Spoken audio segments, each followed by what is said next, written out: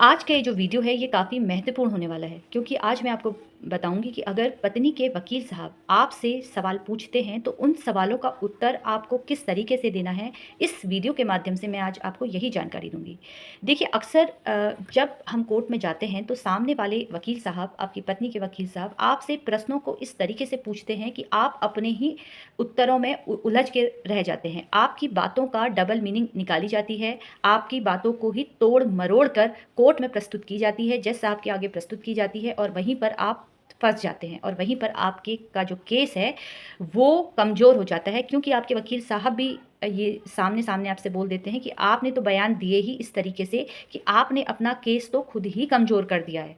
हमने तो पूरी कोशिश की थी लेकिन आपके बयानों की वजह से हम इस केस को अब हार सकते हैं, हमारा कब केस ये कमज़ोर हो सकता है। अब किन बातों को आपको ध्यान में रखना है, कौन-सी वो छोटी-छोटी बात है जिससे आपको सारी बातें कह भी देनी है कोर्ट के आगे और आप अपने केस को मजबूती भी प्रदान कर सकते हैं। आज मैं आपको यही जानकारी दूँगी। चलिए मान लेते हैं एक मेंटेनेंस का केस है। आपकी पत्नी ने आप पर आरोप लगाए। आपकी पत्नी के द्वारा मेंटेनेंस प्राप्ति के लिए एक कोर्ट में याचिका दायर की गई। अब जब गवाही का वक़्त आया, पत्नी के वकील साहब के द्वारा आपसे क्रॉस क्वेश्चन होने लगे।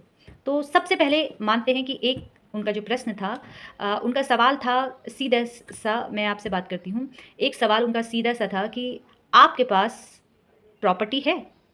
हाँ या ना?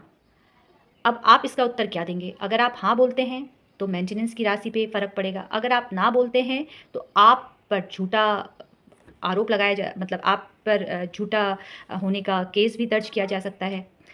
प्रश्न था कि आपके पास कितनी प्रॉपर्टी है? आपके पास प्रॉपर्टी है? हाँ या ना? अब इसका उत्तर आपको किस तरीके से देना है। अगर आपके पास प्रॉपर्टी है, जितना वकील साहब बोल रहे हैं, तो आप हाँ बोलिए। अगर आपके पास प्रॉपर्टी नहीं है, तो ना बोलिए। क्योंकि वकील साहब के द्वारा सीधा-सा उन्होंने प्रश्न कहा है कि देखिए, सिर्फ़ उत्तर मुझे हाँ या ना में देना है। लेकिन आपको सामने वाले वकील साहब से कहना है पहले, देखिए वकील साहब, मैं आपके प्रश्न का उत्तर दे रहा हूँ, पूरी बात आपकी सुन रहा हूँ और आपके प्रश्नों का उत्तर मैं हाँ में या ना में आपको जो भी देना है वो दीजिए। लेकिन इसके साथ आपको मेरी एक बात सुननी है, मैं थोड़ा-सा इसको एक्सप्लेन करना चाहता हूँ। एक्सप्लेनेशन ज़्यादा लंबा नहीं करना है, पॉइंट टू पॉइंट आपको ये चीज़ें बोलनी हैं। अगर वकील साहब के द्वारा बोला जाता है कि नहीं, हमें तो एक्सप्लेनेशन चाहिए ही नहीं है, हमने तो बस सिर्फ़ आपसे पूछा है हाँ या ना। आपको वकील साहब से ये बोलना है कि देखिए, मैं हाँ या ना में आपको उत्तर दे रहा हूँ, लेकिन मैं अपना पॉइंट भी यहाँ पर रखना चाहता हूँ।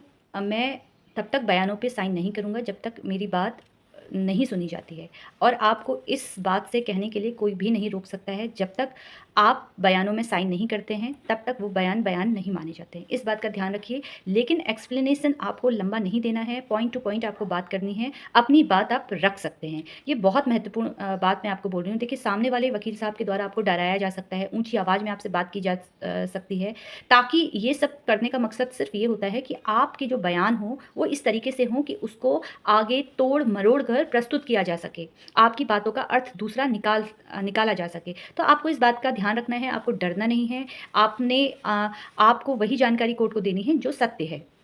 प्रॉपर्टी है तो बोलिए है, नहीं है तो नहीं है। अगर है तो आपको बता दीजिए कि भई मुझे अपना भरण-पोषण मेरे माता-पिता का भी करना है, मेरी एक अनमैरिड बहन है, छोटा भाई है, ये सारी चीज़ें भी आप कोर्ट को बता सकते हैं, पर इसको आपको कम शब्दों में आपको एक्सप्लेन करना है। ये बहुत महत्वपूर्ण बात है आपके केस के लिए। और चलिए अब अगला क्वेश्चन मैं आपके समक्ष रखती हूँ कि अगर पत्नी के वकील साहब आपसे ये पूछते हैं कि देखिए, आपकी पत्नी और आपकी बच्ची का या बेटे का भरण-पोषण करना आपकी ज़िम्मेदारी है।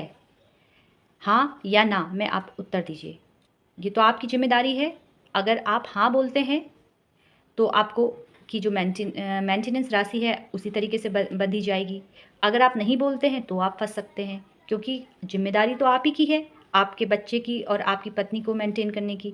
लेकिन मेंटेनेंस की राशि आपको उतनी नहीं देनी है क्योंकि आप नहीं दे सकते हैं।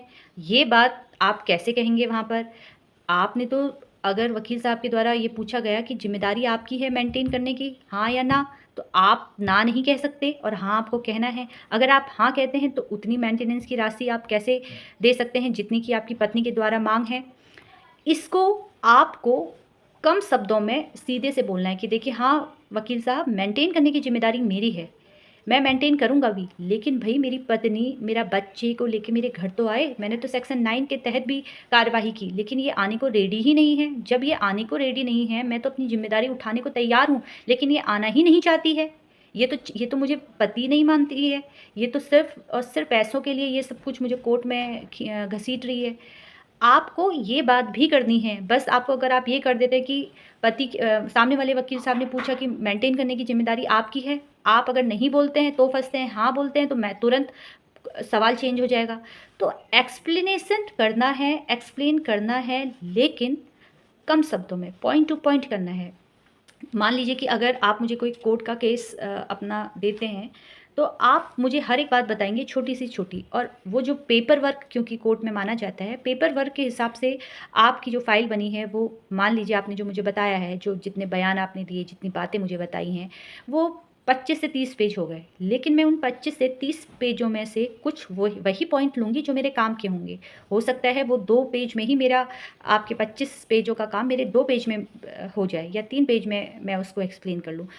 इसी तरीके से आपको कम शब्दों में अपनी बात कोर्ट के समक्ष रखनी है। वो बातें जो कोर्ट के समक्ष आप रखेंगे, वो इस तरीके से हो जाए कि सामने वाला व्यक्ति उन बातों को समझ भी जाए, और आपके केस में आपके बयानों को तोड़-मरोड़ कर कोर्ट में प्रस्तुत भी ना करे सामने वाले वकील साहब। ये छोटी-छोटी बातों के लिए, आपके केस के लिए, ऐसी जानकारी लेने के लिए आपको मुझे फ़ॉलो करना है, और आप मेरे यूट्यूब चैनल में भी मुझे फ़ॉलो कर सकते हैं। ऐसी छोटी-छोटी जानकारियों के लिए आप लोग मुझसे जुड़ते रहिए। धन्यवाद।